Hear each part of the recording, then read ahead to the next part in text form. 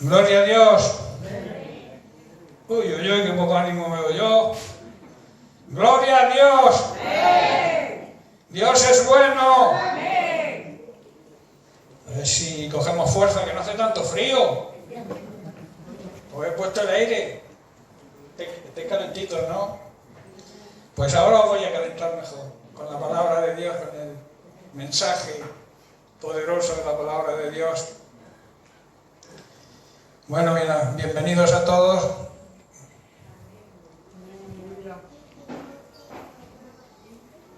¿Cuántos han venido a recibir? Y a darle a Dios nuestra vida. Entregarle a Dios nuestra vida es más importante incluso que recibir. Cuando tú le entregas tu vida a Dios, Dios te da, tú recibes a cambio mucho más de lo que damos. La ley de la siembra: se siembra poco, se cosecha poco. Se siembra mucho, se cosecha mucho. Y hay una cosa muy importante: siempre se cosecha más de lo que se siembra. La prueba está en que tú echas una semillita y nace una espiga con muchas semillas, ¿verdad? O sea, se cosecha siempre más de lo que se siembra, pero hay que sembrar. ¿Amén? Bien, pues vamos a seguir con el tema que trabajábamos y estudiábamos la semana pasada, que es la voluntad de Dios en la oración. ¿Contesta Dios nuestras oraciones? ¿Escucha Dios nuestros ruegos, nuestra súplica? Esas son preguntas que muchos se hacen, porque a veces no escuchan su voz y se preguntan: ¿me habla Dios? ¿Realmente Dios tiene poder para hablarme? Claro que tiene poder para hablarte y quiere hablarte, pero para eso tienes que estar dispuesto a escuchar. Y ese escuchar a Dios solamente se hace a través de una relación de intimidad con Él, una relación de excelencia, un tiempo de excelencia que tenemos que tener diariamente con Él para poder seguir su voz y hacer su voluntad, que es lo que importa, ¿verdad? Muchas veces oramos y no sabemos si por lo que oramos es la voluntad de Dios, y luego, claro, no recibimos respuesta y como que nos venimos abajo. Pero Dios siempre contesta. Yo decía el otro día que Dios contesta siempre, o con un sí, o con un espera, o con un no, pero Dios siempre contesta. Si te dice que sí, es porque has pedido de acuerdo a su voluntad y Él quiere dártelo. Si te dice espera, es porque no es el momento para recibir. Y si te dice que no, es porque no te interesa. Así que estate tranquilo, porque Dios siempre contesta cuando pedimos, y cuando pedimos, como vamos a ver, de acuerdo a su voluntad, que esa es la clave. Estamos basando la meditación de estas semanas en 1 de Juan capítulo 5, los versos del 13 al 15, que vamos a repasar. Vamos a hacer un pequeño resumen de lo de la semana pasada. Dice: estas cosas, dice el verso 13, dice el apóstol Juan: estas cosas os he escrito para que vosotros que creéis, está dirigiéndose a la iglesia, está dirigiéndose a los que supuestamente creemos, ¿verdad? A vosotros que creéis en el nombre del Hijo de Dios, para que sepáis que tenéis vida eterna, y para que creáis en el nombre, en el poder que hay en el nombre del Hijo de Dios. Verso 14, dice: y esta es la confianza que tenemos en Él, que si pedimos alguna cosa conforme a su voluntad, esta es la clave, como he dicho, Él nos escucha, Él presta atención, nos oye. Y el verso 15, y si sabemos que Él nos oye, en cualquier cosa que pidamos, tenemos la conformidad o la confirmación de que las peticiones que le hacemos están de acuerdo a su voluntad, y Él lo hace. Aquí digamos que hay como una verdad central, que es que los que sabemos y conocemos cuál es su voluntad, nunca pediremos algo que esté en contra de ella. ¿Está claro? Los que sabemos y entendemos y conocemos su voluntad, nunca vamos a pedir nada que esté de acuerdo a esa voluntad.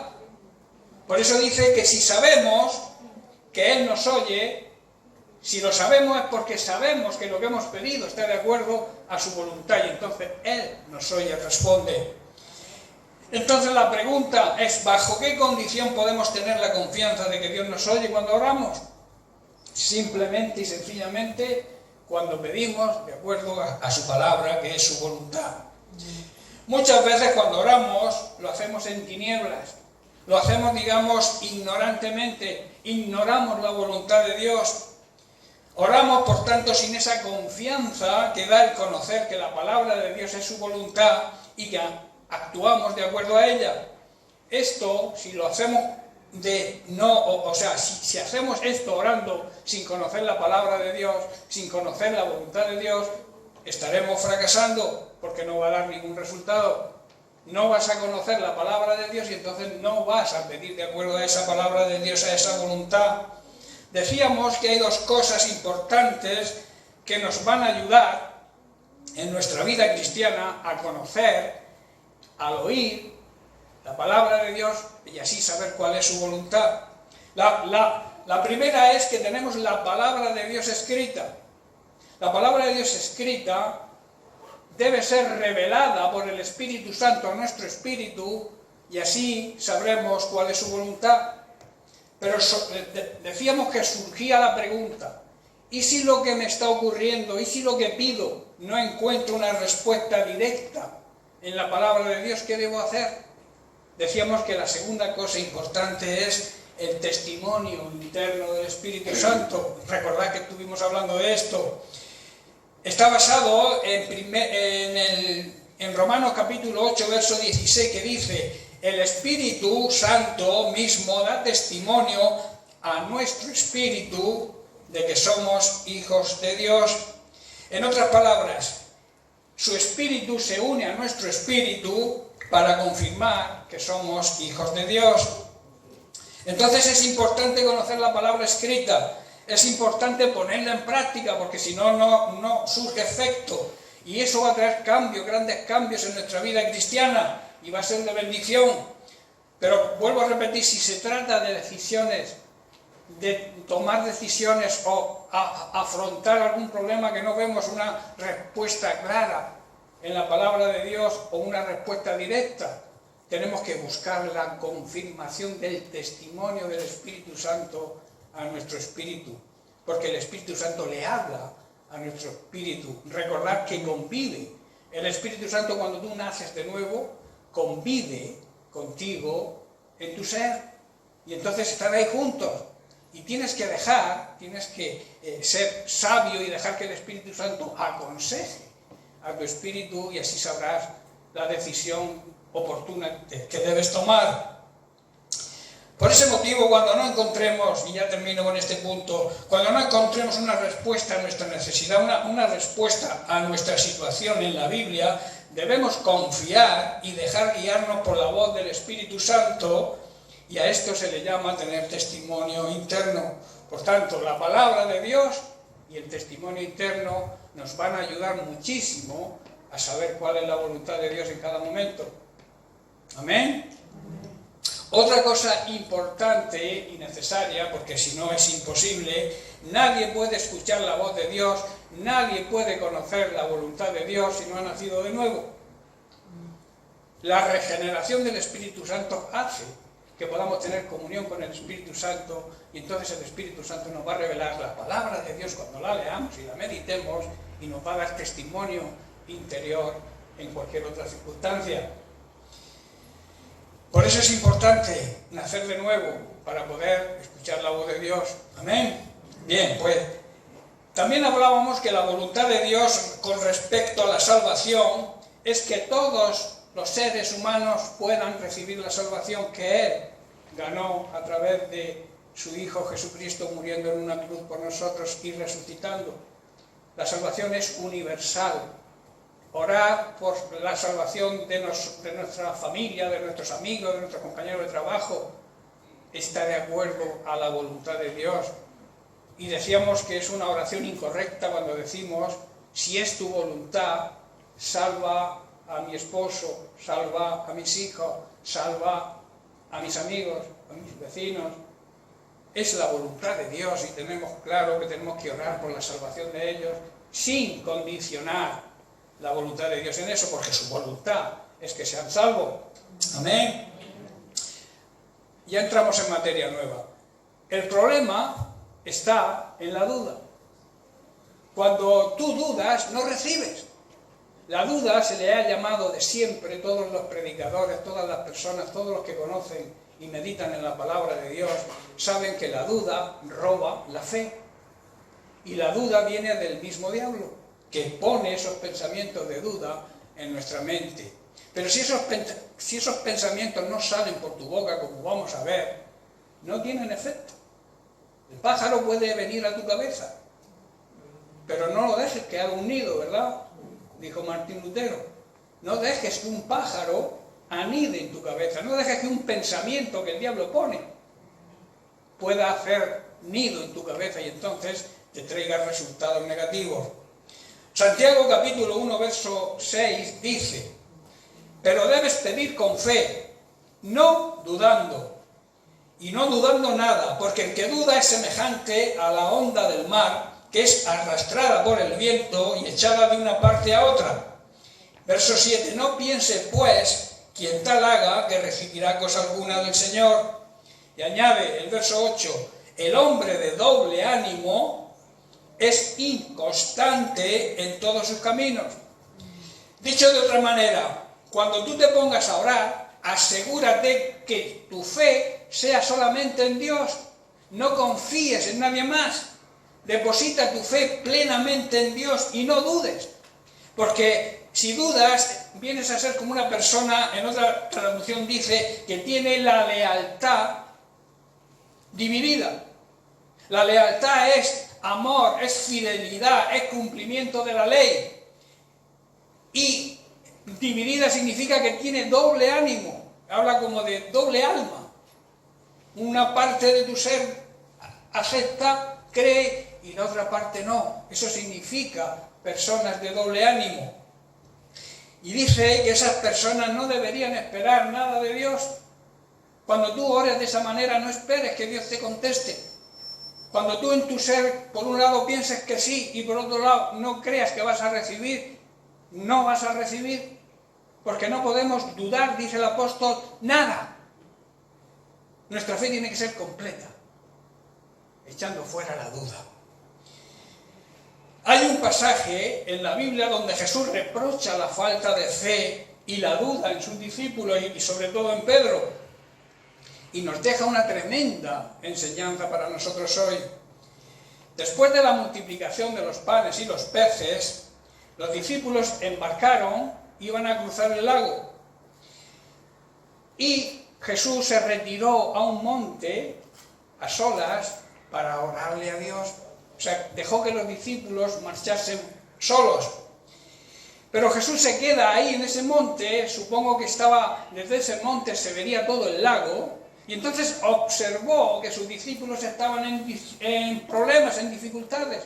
Había una gran tormenta, con viento y gran oleaje, que hacía que la barca zozobrara y pendiente de hundirse. Entonces dice, Mateo 14, verso 25, dice, a eso de las 3 de la madrugada, en otra traducción dice, a la cuarta vigilia, Jesús se acercó a ellos caminando sobre el agua. Cuando los discípulos lo vieron sobre el agua caminar, quedaron aterrados, llenos de miedo, y clamaron, ¡es un fantasma! Claro, ellos veían desde una mirada lógica. Nadie puede andar sobre el agua, ¿verdad? Solamente Dios y su maravilloso poder contra los elementos de la naturaleza. Él pudo andar sobre el agua.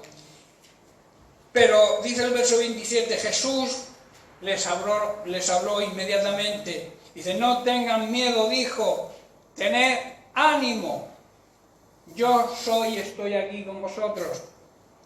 Entonces Pedro, que era muy impulsivo, lo llamó y le dijo, Señor, si realmente eres tú, mándame que vaya hacia ti, caminando sobre el agua.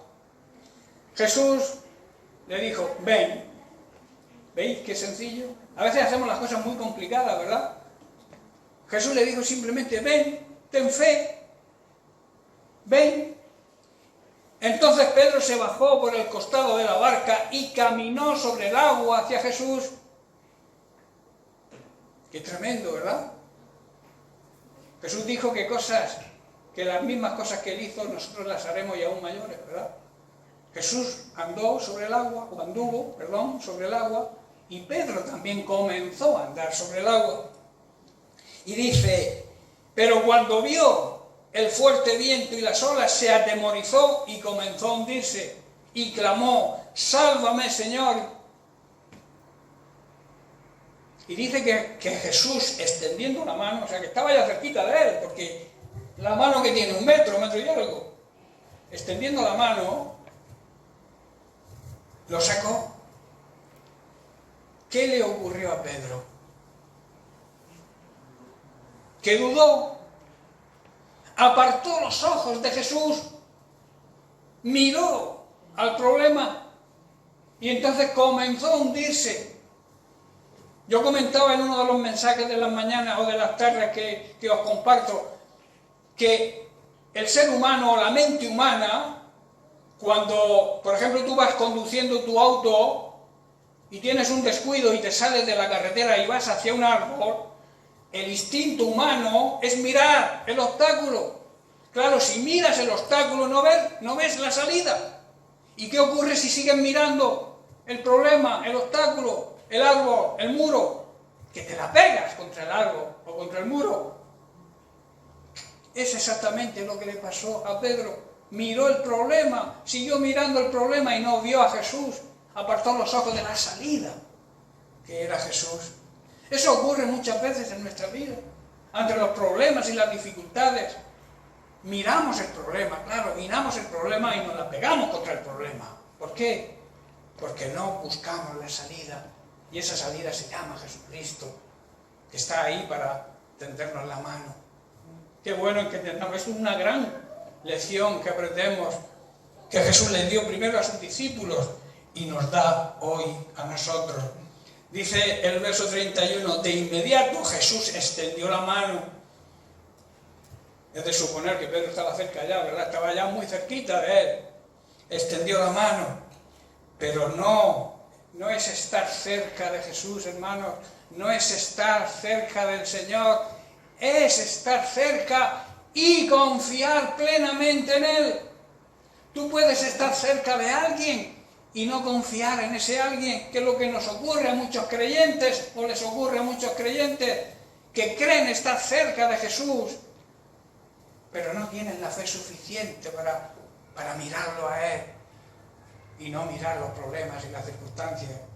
Me diréis, sí, que estamos atravesando problemas muy serios, sí que están ahí los problemas del COVID-19 y toda esta pandemia, pero nosotros no debemos mirar al COVID, debemos mirar a Jesucristo, porque como miremos al COVID nos la vamos a pegar contra el COVID.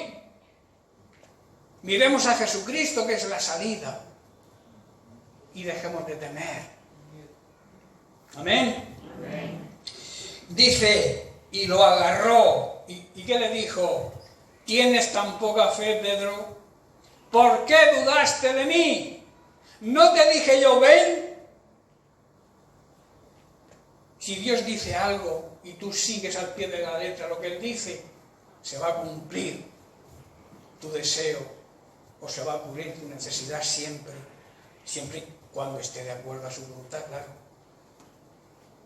Jesús nos dice, ven, ¿tienes un problema? Ven, venid a mí si estáis angustiados por ese problema, si estáis cansados de pelear, de luchar, si necesitáis descansar vuestra alma, venid a mí, poned la vista en mí, miradme a mí, está diciendo Jesús. Y la consecuencia, el verso 32, dice, cuando subieron de nuevo a la barca, el viento se detuvo. Hermanos, fe es actuar sobre la palabra. Duda es cuando dejamos de actuar sobre la palabra. Mientras que Pedro actuó sobre la palabra que Jesús dijo de ven, anduvo sobre el agua. Mientras que Pedro no apartó la mirada de Jesús, anduvo sobre el agua. anduvo sobre el problema o la circunstancia. Cuando dejó de actuar sobre la palabra, dejó que la duda le dominara, ¿qué le ocurrió? Que se hundió. Jesús no quería que Pedro se hundiera, ¿verdad? Tampoco quiere que tú te hundas hoy en tu problema o en tu circunstancia, ni nos hundamos por la pandemia que estamos sufriendo.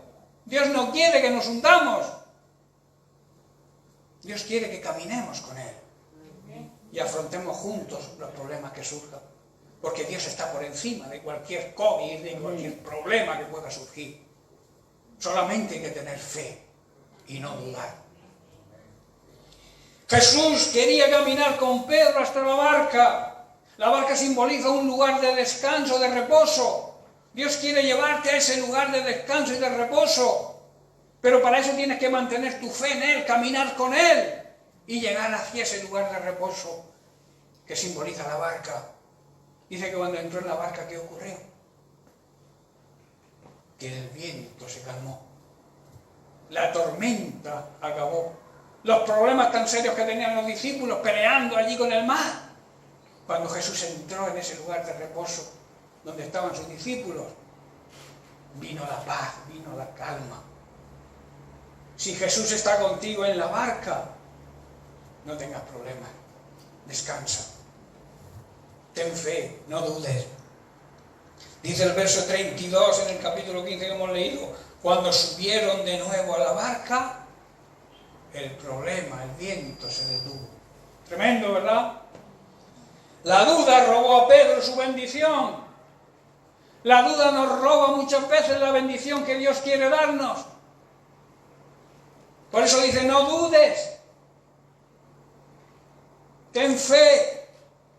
Quita la vista del problema y pon la vista en Jesús.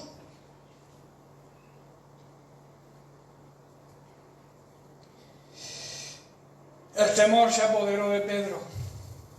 La duda siempre va acompañada del temor. Cuando tú dudas es porque tienes miedo, porque temes que las promesas de Dios no se cumplan, ¿verdad? Pero eso es un tremendo error, porque Dios siempre cumple su parte. Dios siempre cumple sus promesas. Pero claro, nosotros tenemos que hacer nuestra parte, y nuestra parte en este caso es poner la mirada en Él, tener fe en Él y no dudar de Jesús.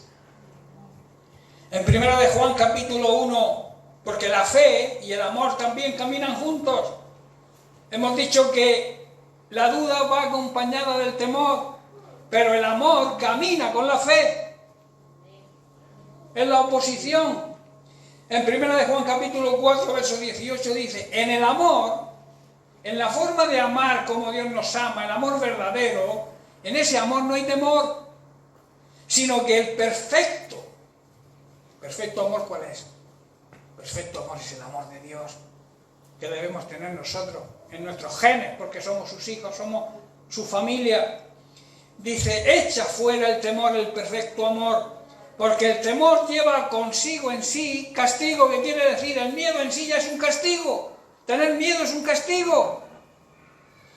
De donde el que teme no ha sido perfeccionado en el amor.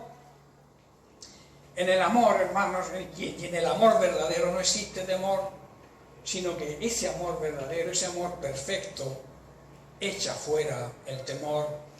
Si hemos sido perfeccionados, ¿qué quiere decir? Si hemos llegado a amar de esta forma que Dios nos demostró, amándonos a nosotros, muriendo en una cruz, si nosotros amamos de la misma manera, porque Él dice, tenéis que amaros unos a otros de la misma forma que yo os he amado. Si nosotros amamos de esa forma, el temor se va.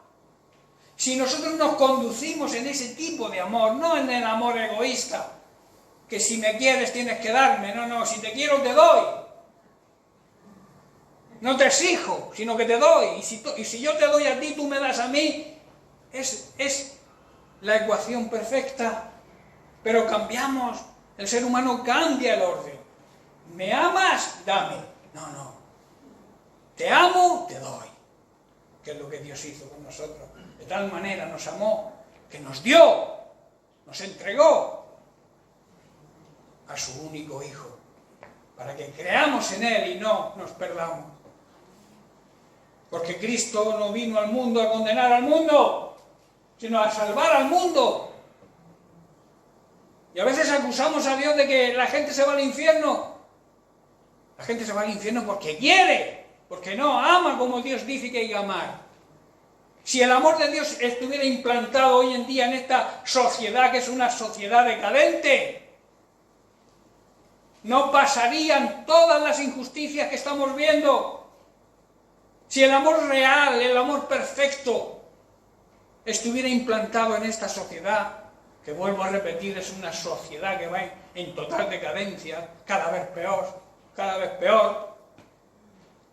Si el amor de Dios estuviera ahí, la sociedad funcionaría de otra manera.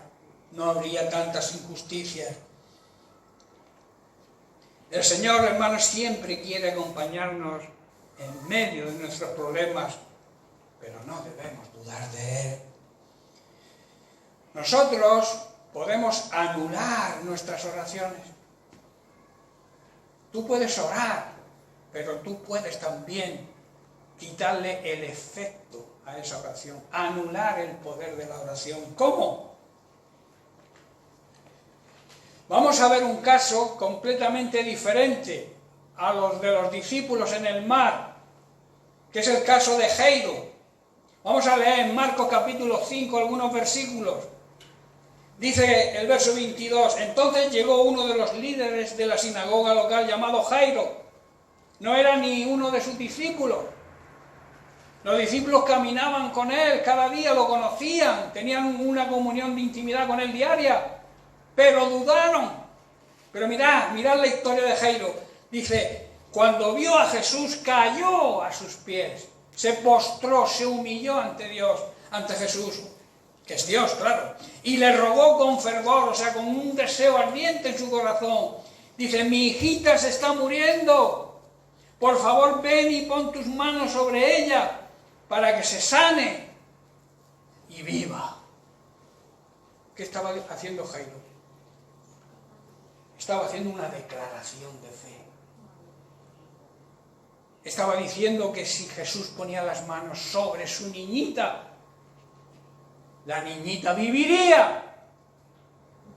Eso es una declaración de fe, eso es una oración de fe. Luego viene, todos sabemos, el encuentro con la mujer del flujo de sangre. Pero en el versículo 35 volvemos a la historia de Jairo. Dice, mientras él todavía hablaba con ella, o sea, con la mujer del flujo de sangre, llegaron mensajeros de la casa de Jairo, el líder de la sinagoga, y le dijeron, tu hija está muerta. Tu hija no tiene vida. Ya no tiene sentido que molestes al maestro. Pero mirad qué tremendo. Esto me llena, me emociona totalmente. Dice, pero Jesús oyó lo que le decían y le dijo a Jairo, diciendo, ven aquí Jairo, no tengas miedo. Solo, ¿qué? Ten fe. Tremenda palabra del Señor ahí. Pero mirad cómo actuó Jairo. Jairo oyó lo que los mensajeros habían dicho, ¿verdad? Jairo oyó y escuchó que su hija había muerto, pero no les prestó atención. No los escuchó. No miró el problema. Seguía confiando en Jesús. Tremendo, ¿verdad? Dice, su fe estaba puesta en las palabras que Jesús le había dicho. ¿Qué le había dicho Jesús? Solo ten fe. Ni tampoco hizo después ningún comentario. Se calló y siguió manteniendo su mirada en Jesús. Actuó sobre la palabra que Jesús le dijo. Ten fe solo. Jesús le había dicho, no tengan miedo, solo ten fe. Jairo se mantuvo ahí firme. Depositó toda su confianza en las palabras de Jesús. Actuó sobre la palabra que Jesús le había dicho. ¿Qué le había dicho Jesús a Pedro? Ven. Pero Pedro no se mantuvo en esa palabra. pero Jairo sí. ¿Veis la diferencia? Jairo se mantuvo firme. A menudo la gente, hermano, y muchos creyentes deshacen sus oraciones cuando hablan después negativamente. Yo siempre digo que es mejor callarse.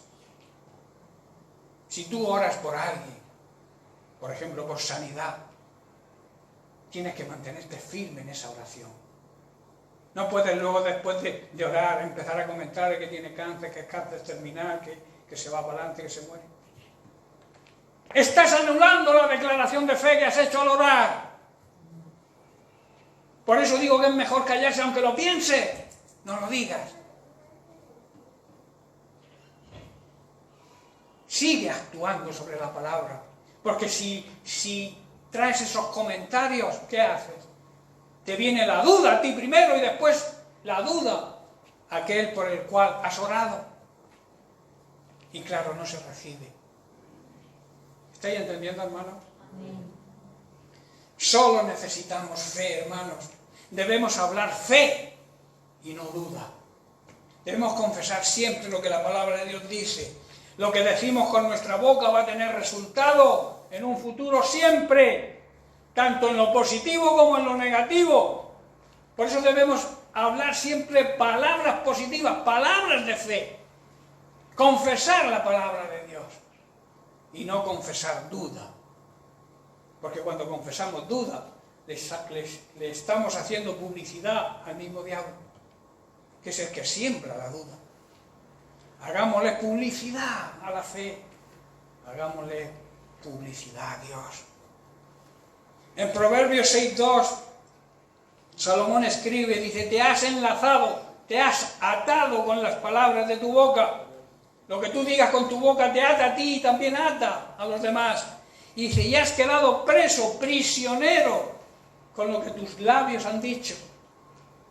Y en el capítulo también de Proverbios 18, el verso 21 dice, la muerte y la vida están en el poder de la lengua, y el que la ama comerá de sus frutos. ¿Qué quiere decir? La lengua puede traer vida o puede traer muerte. Los que hablan mucho van a cosechar las consecuencias de lo que confiesan con su boca.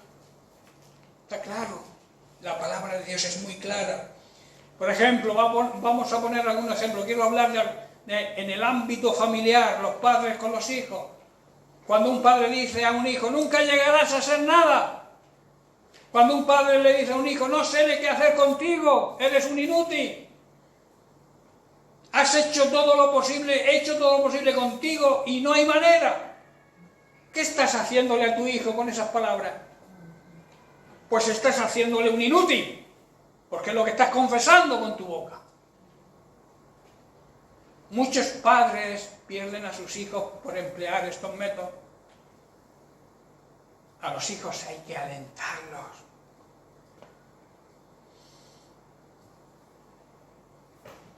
Todo esto va a marcar su futuro.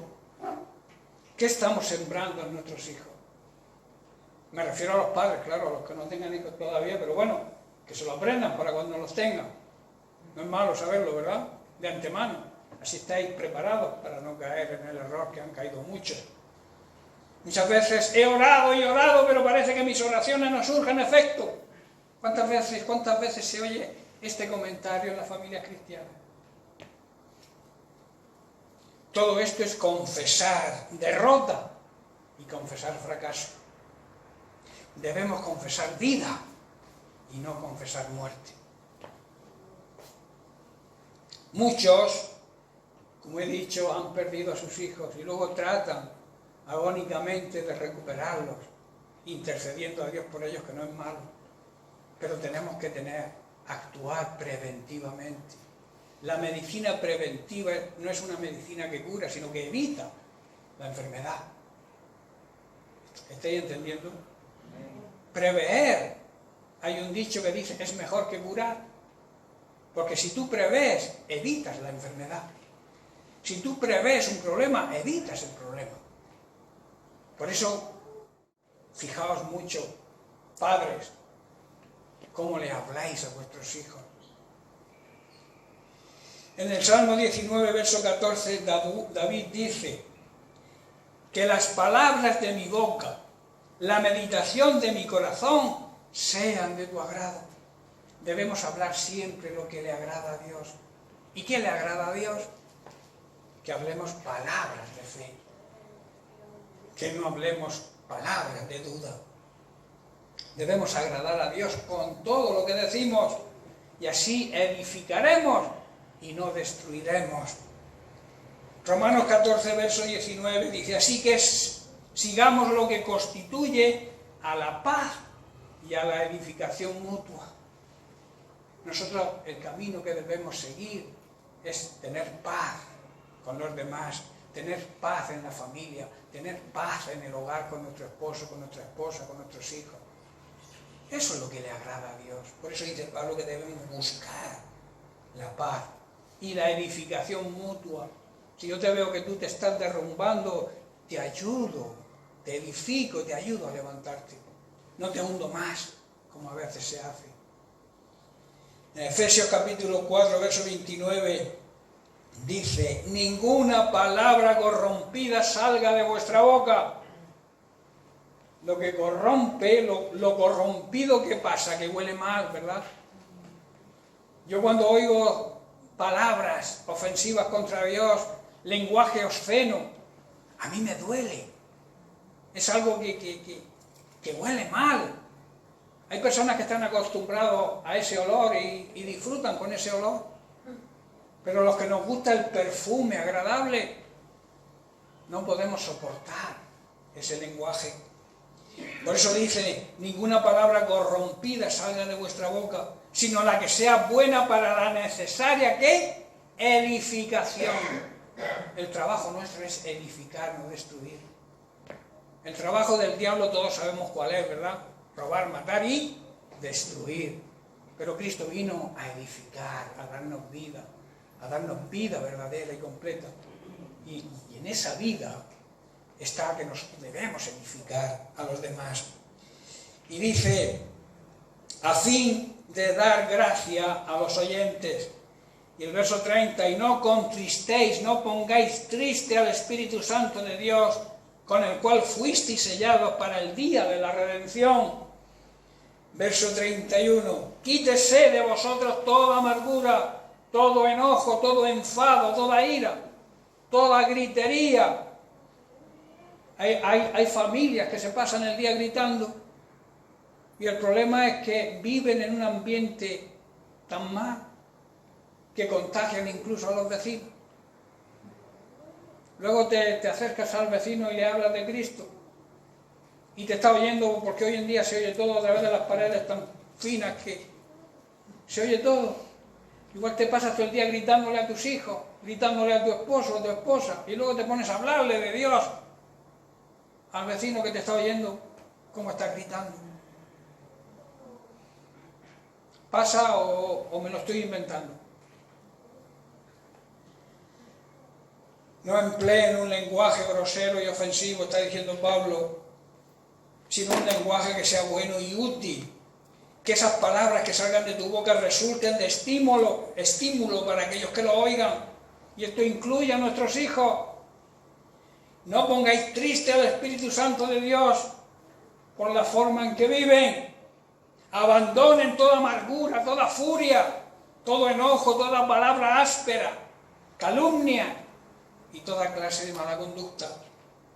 Todo esto, si lo practicamos, afectará a la familia y a todos los que nos rodean.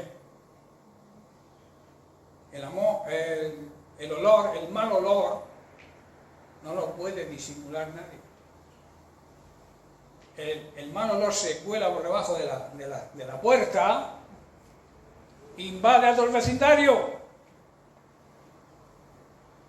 Cuando alguien encuentra un cadáver en un piso que ya lleva días muerto, ¿por qué lo descubren? Por el olor. ¿Cómo descubren también a un muerto espiritualmente? Por el perfume que echa su vida. En Proverbios 12, verso 14 dice, las palabras sabias producen muchos beneficios Y el trabajo duro, el trabajo difícil, trae recompensa. El trabajar material y espiritualmente siempre trae una recompensa, trae unos beneficios. Verso 18, algunas personas hacen comentarios hirientes, pero las palabras del sabio, de que actúa con sabiduría, sobre todo con sabiduría divina, traen alivio, aligeran la carga pesada que muchos llevan. Palabras de ánimo a las personas que veamos cargadas y decaídas. Ánimo, hermano, que aquí estoy yo para echarte una mano. Muchos llegan, hermano, ¿qué estás haciendo? Llevas mala vida. Y lo hunden más. Hay que soltarlo, claro que hay que soltarlo, hermano. Cambia de vida, pero con amor. La exhortación tiene que ser siempre con amor. Porque Pablo dice, lleva cuidado, no vaya a ser que tú caigas también. Que la tentación no llega a todos. Te enojo cuando juzgues al que ha caído, porque tú puedes ser el siguiente. Verso 25, la preocupación agobia a las personas. Una palabra de aliento le da vida, la anima. Cuando tú veas a alguien preocupado, no te preocupes con él. Llega alguien, Pedro, Juan, Antonio, ¿qué va a pasar con el COVID? ¿Nos vamos a morir todos? Y llega tú y dice, pues quizás porque esto está siendo muy grave, esto es muy duro. ¿Cómo lo vas a animar así? Por eso dice la palabra de Dios es tan sabia, que dice que la preocupación agobia a las personas, pero una palabra de aliento, de ánimo, de consuelo, las levanta, les da vida. Por tanto, al orar por nuestros hijos no debemos hacer nada que anule los efectos de la oración que hagamos. Debemos edificar en ellos confianza y fe. Debemos darles seguridad, valorándolos, animándolos. Debemos ayudar, traer alivio a sus cargas. A veces pensamos que porque son niños no tienen problemas y no tienen cargas. Y como que no los apreciamos, los menospreciamos.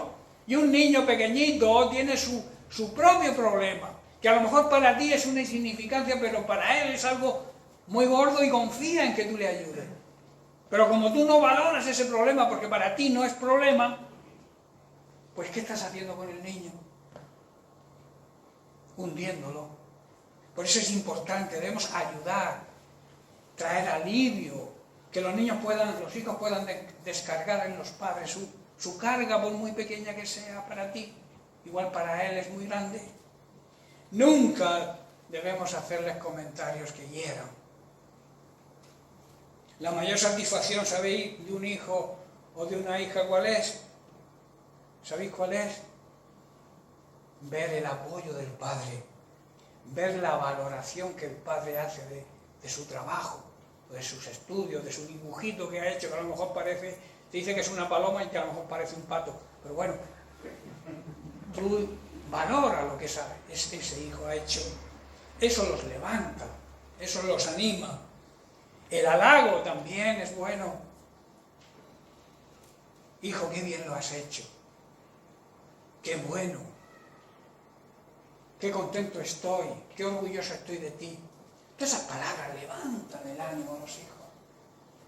¿Por qué nosotros que sabemos y conocemos actuamos de distintas formas? Luego queremos que los hijos nos sigan. Pero no es lo que digas, es lo que hagas. Los niños, los hijos están más pendientes de lo que haces que de lo que dices. Y ellos van a hacer lo que tú hagas, no lo que tú digas. ¿Estás comprendiendo?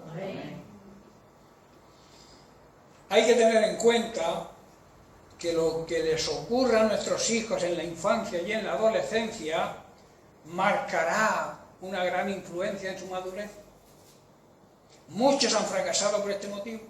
Muchos hijos que igual tienen grandes dones, grandes talentos, son perdidos porque sus padres no han sabido actuar con sabiduría. Tenemos que procurar que esos años, que son a veces años difíciles, sean de riqueza espiritual para ellos, que respiren un aire familiar, un aire de amor, de disciplina también, de orden también, pero sobre todo de amor dentro del hogar. Lo que se respire ahí va a trascender en su vida luego. Seguro, lo que les inculcamos que deben hacer, tienen que verlo hacer en nosotros, en nuestra forma de vivir y nuestra forma de comportarnos. Y otra cosa importante que debemos saber es que cada creyente, esposo, esposa, padre, madre, tiene autoridad espiritual sobre su propia casa, sobre su propia familia. Esto es algo que no debemos olvidar los padres, ni los esposos. Tenemos autoridad espiritual, porque Dios la ha delegado en un orden, claro, esposo, esposa, hijos. Tenemos autoridad sobre cualquier cosa que ocurra en nuestro hogar. Por ejemplo, en Hechos capítulo 16, verso 31, Pablo y Silas, después de ser liberados de la cárcel, el carcelero que los liberó se les postró y les preguntó diciendo: ¿qué debo hacer para ser salvo? Yo creo que el carcelero ahí actuó de una forma egoísta, ¿verdad? Se preocupó del solo. Ahí no pensó en la familia, ¿verdad? Él dijo: ¿qué debo hacer yo para ser salvo yo? Pero mirad la tremenda respuesta de Pablo y de Silas. Dice: cree tú en el Señor Jesús y serás salvo. Y además, tu familia también. Algo que no le había pedido. La sabiduría con que Pablo hablaba y Silas en este momento trajo la salvación. Le contestó la respuesta a la pregunta que el carcelero le hizo. Cree y serás salvo, y tu familia también. Tremendo, ¿verdad? Muchos creyentes oran por la familia de una forma, digamos, agonizante, suplicando a Dios por la salvación de su familia. Pero yo me plantearía, o haría que se plantearan las siguientes preguntas. ¿Realmente creen? ¿Realmente tienen la certeza de estar orando en la voluntad de Dios? ¿Tienen la fe suficiente? ¿Han creído en esa gran promesa de que cuando tú crees serás salvo tú y tu casa? ¿Has hecho carne esa promesa en tu vida? ¿O han orado en oscuridad sin saber, sin conocer la voluntad de Dios? ¿Tienen dudas? Todas estas preguntas deberían plantearse todas las personas que oran por su familia y no reciben respuesta. Pastor, llevo 20 años orando por mi esposo y no se convierte. Plantéate todas estas preguntas. Y cuando tengas la contestación plena a todas, verás cómo cuando ores de la forma que hay que orarle a Dios, tu esposo, tu esposa, tu familia, tus hijos se van a convertir, de seguro. Porque Dios quiere que se conviertan. ¿O pensáis que Dios no quiere que tus hijos, tu familia sean salvos? ¡Claro que lo quiere! Más que tú quizás. Porque son parte de su creación y pagó el precio por ellos también. A veces, hermanos, hacemos todo lo correcto, pero no creemos de forma correcta. Ahí está el problema, que hacemos las cosas como nos marca la palabra de Dios, pero realmente no creemos de la forma que hay que creer, que es sin dudar. Debemos y tenemos que hacer lo correcto, pero tenemos que tener fe en nuestros corazones si queremos que nuestra oración obre resultado.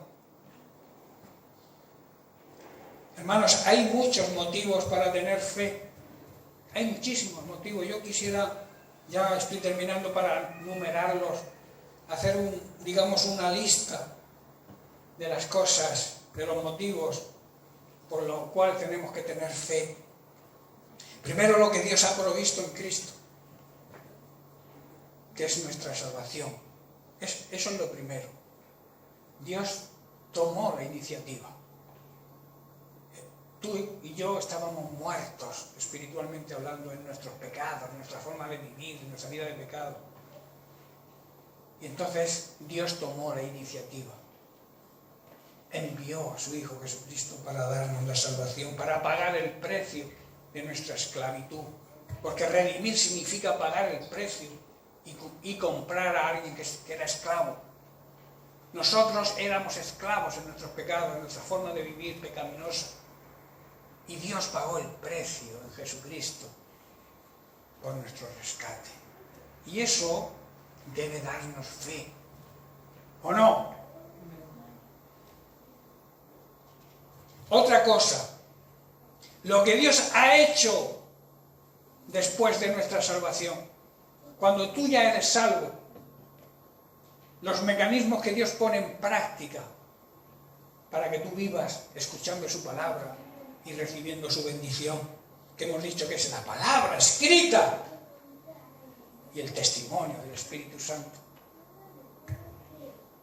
Eso a mí también me da fe. Cuando yo tengo que tomar una decisión y yo no la tomo sin consultar su palabra o tener testimonio interior de lo que voy a hacer es lo correcto, no lo hago. Y cuando lo hago de esa manera, al recibir la respuesta, mi fe va a crecer. ¿Sí o no? 4 lo creen. Está bien. A ver si la próxima son 8. Y vamos creciendo. También lo que Jesucristo está haciendo ahora me da fe a mí. ¿Sabéis lo que está haciendo ahora Jesucristo? Intercediendo por nosotros. ¿Qué significa interceder? Ponerse en medio para ayudar. Cuando tú tienes un problema, una dificultad, Jesucristo se levanta y dice: Padre, mira a tu Hijo, intercede al Padre por nosotros. Qué bueno. Eso a mí me da fe y confianza y no duda. Y lo que Dios puede hacer ahora y lo que está haciendo a través de su iglesia verdadera, claro. ¿Y sabéis por qué digo, y siempre digo verdadera? Porque hay iglesias falsas, iglesias que no transmiten fe ninguna, que son chiringuitos, que yo llamo, negocios, que trafican con las almas, pero luego tendrán su pago, recibirán su merecido, porque Dios no da al culpable por inocente. Dice: vosotros sois aquellos que no entráis ni dejáis entrar a los que quieren entrar. Los confundí. Así, hoy en día. Chiringuitos espirituales que yo llamo. Quiero terminar con los versículos del principio para que se nos quede ahí y sepamos cuál es la voluntad de Dios cuando oramos. ¿Cuál es la voluntad de Dios en las decisiones que tenemos que tomar? Debemos conocerla y debemos saberla, porque entonces vamos a recibir. Leo en 1 de Juan, capítulo 5, versos 14 y 15. Y esta es la confianza que tenemos en Él. Hermano, hermana, ¿tienes confianza en Él? ¿Confías plenamente en Jesucristo? Amén. ¿O tienes dudas?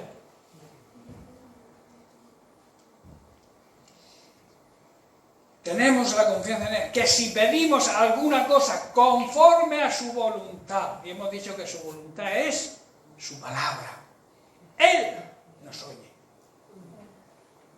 La palabra de Dios, en la palabra de Dios, la palabra oír también significa actuar. ¿Qué quiere decir? Cuando yo pido de acuerdo a su voluntad, Él actúa de acuerdo a esa palabra que hemos pedido. Y el verso 15, y si sabemos que Él nos oye, si tenemos la seguridad de que Él nos oye, tenemos claro, sabemos que recibiremos las peticiones que le hayamos hecho. Tremenda promesa, ¿verdad? El hacer esto, como he dicho antes, carne, el vivir esto, el vivir esta palabra en nosotros, nos va a conducir siempre a saber y conocer cuál es su voluntad. Y por tanto nunca vamos a pedir nada fuera de su voluntad. Y también nos va a llevar a entender que cuando el amor verdadero, el amor ágape, abunde en nosotros, va a desaparecer todo temor.